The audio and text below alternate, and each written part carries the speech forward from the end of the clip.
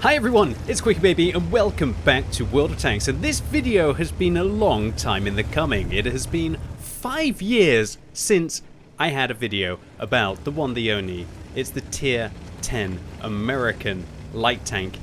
It is the Sheridan. This vehicle is arguably the worst Tier 10 tank in the game. Why? Well, you're just going to have to wait and see. But today, I'm going to be arguing why the Sheridan, at least it's playable.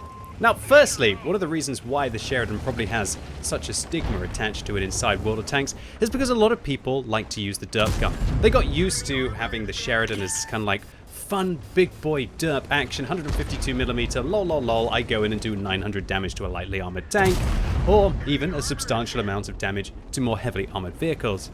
Now, the high explosive changes would be no surprise that they undoubtedly shredded the Sheridan's ability to be able to shred its opponents with high explosive rounds. Now, that was no skin off my nose because I really preferred to play the Sheridan with the 105mm.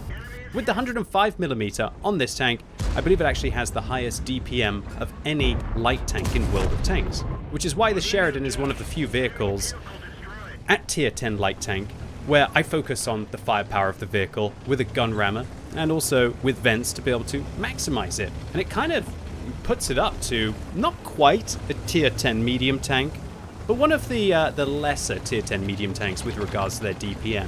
You know, the kind of 430Us, or alternatively, the E50M.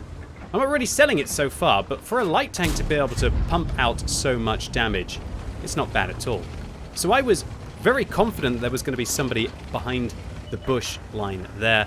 So much so that I'm actually trying to blind fire them, and I accidentally hit the 121B. Well, luckily there's no team damage in the game, so it's not too much of a bad thing that happens. We managed to hit the Batchat 155-55 on the move, and I think they were so panicked at getting hit by the Sheridan there that they actually end up crashing, driving off a cliff. But you know a tank is intimidating when artillery are trying to run away from it. And you pound them once and then they manage to decide that they're going to end it all before the Sheridan's going to deliver the second shell.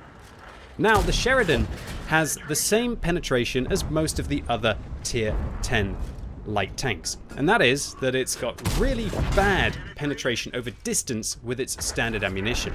236 pen is not too bad with the 105mm, but this drops down to below 200 at 500 meters. Wargaming made a kind of a light tank class bonus at Tier 10 only, where they lost 25% of their shell penetration over distance, whereas most other tanks in the game barely lose 5 to 10% at most. And this is because when Wargaming introduced the Tier 10 light tanks, they really didn't want them to be Tier 10 mediums, which is quite right. But really all that they managed to do was to kind of make them a little bit mediocre, at least with regards to the mediums, from a competitive standpoint, unless you're kind of building this hyper view range build. Now the Sheridan has 420 meters base view range, and until recently, or until Equipment 2.0, that really wasn't that much of an advantage. Sure, it got really good view range, but you didn't have the camo to be able to go along with it. Now, however, the Sheridan doesn't have to use coated optics. You can do if you want to, but instead invest in other areas of the tank. So I'm taking Commander's vision system in addition to the gun rammer and the vents here, because the view range on the tank is enough to begin with, and I don't really feel like pumping it up. What I need to do is I need to cut the enemy's camo away, either when they're moving or when they are behind bushes. And that kind of allows the Sheridan to have a tremendous advantage. All of the vehicles that have more than 400 meters view range gain a lot more flexibility with the kind of field mods they can take. Especially light tanks that actually have field mods where you can lower the view range but increase the camo. And that is an absolute no-brainer on a vehicle like this. One of the things that always held the Sheridan back was the fact that it was unable to dictate the engagement. It would spot its opponents first, but it could never really sneak around and try and create that wonderful zone where you're able to see your opponents but they're not able to see you, and you're able to engage them. So the firepower of the Sheridan has just been absolutely tremendous in this game. We're up to 3,500 damage, make that nearly 4,000 damage in this game, with 1,500 assistance as well. And we are seeing this M103 at 432 meters.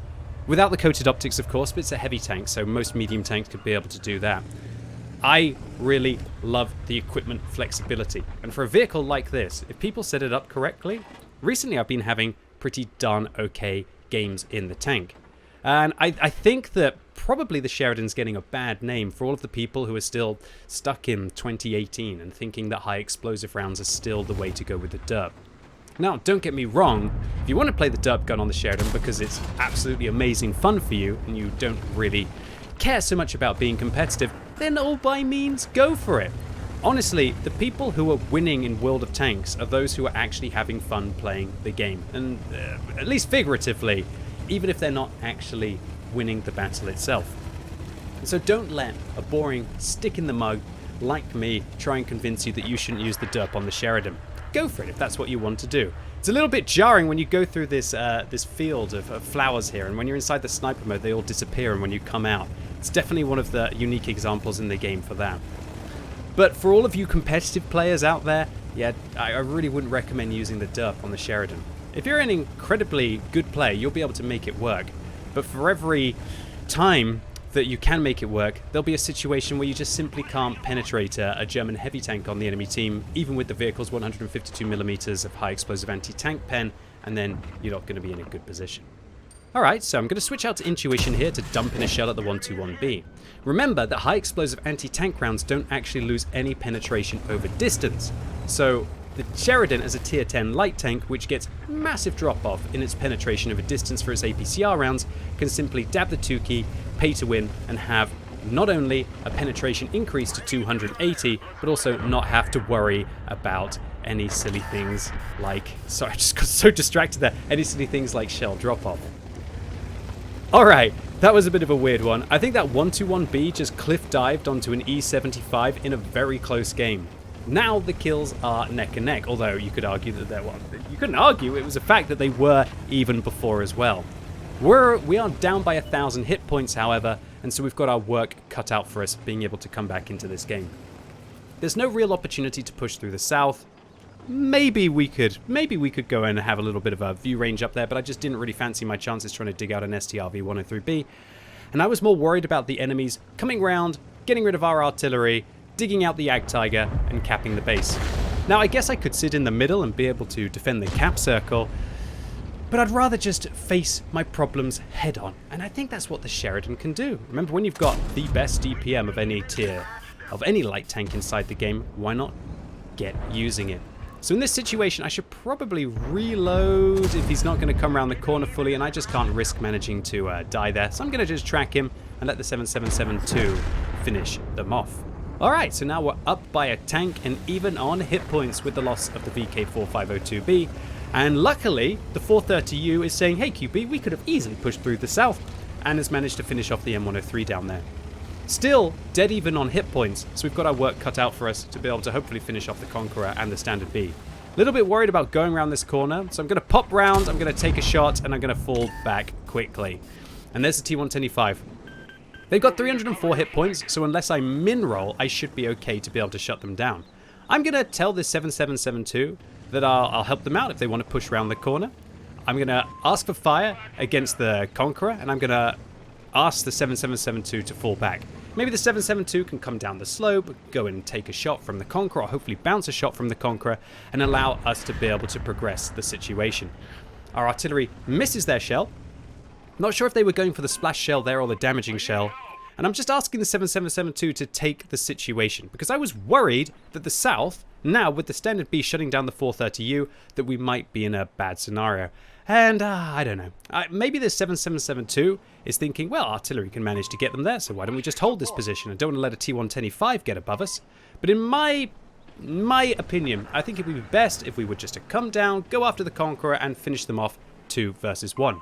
And I can't really take the chance of going around the corner myself, because I've only got 417 hit points, and I'm going to die half of the time, even to an armor-piercing round, let alone the Conqueror, which has got nice hesh, and if they're able to go through even the space protection on the Sheridan, which is no joke, by the way. The space protection on this vehicle is really nice over the front, over the sides, and it can really help out against high explosive rounds.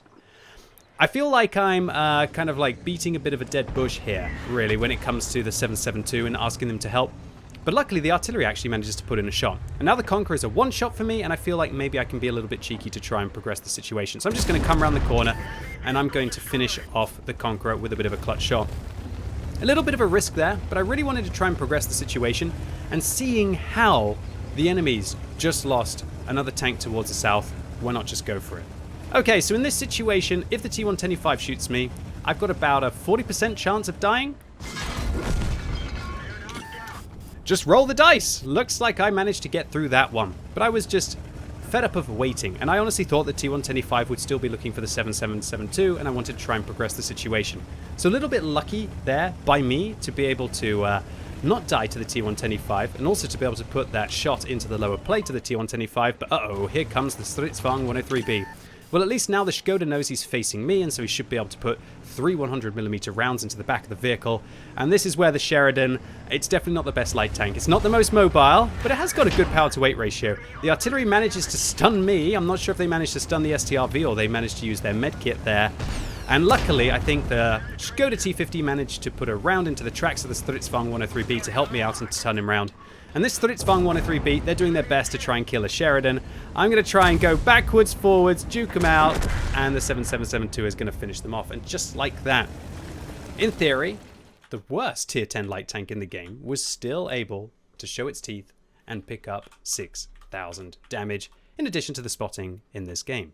If there's one thing that I've been enjoying about the Sheridan recently, is I don't know about you, but after you play some of your light tanks and you can just get fed up of people not actually shooting what you're spotting, there's nothing more infuriating than that.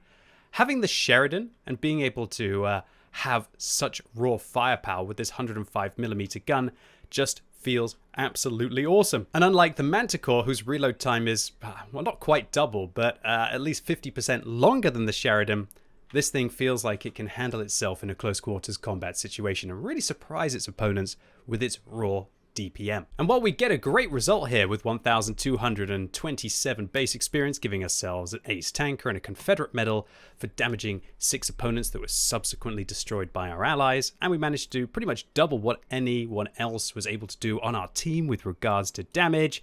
We did spend a lot of credits on heat ammunition though, so watch out for that. But before all of you jump out and race and get the Sheridan and think, oh, this is going to be great. Let me also clarify, ladies and gentlemen, boys and girls, I think there's a reason why it has an average win ratio of less than 46%, making it now even worse than the Rheinmetall Panzerwagen. And so, even with all of the customization features which are allowing you to take some of the Sheridan's best statistics and invest it into other areas of the vehicle, would I still recommend it? Not really. I think there's a reason why it's been performing so poorly. Anyway, ladies and gents, boys and girls, that was it for today. Hope you enjoyed this video. If you did, give it a thumbs up. If you hated it, give it a thumbs down. And let me know in the comments if you are still a Sheridan 152mm user, and can you make it work even in 2022? And as always, thank you so much for watching. You've been epic, and hopefully I'll see you soon.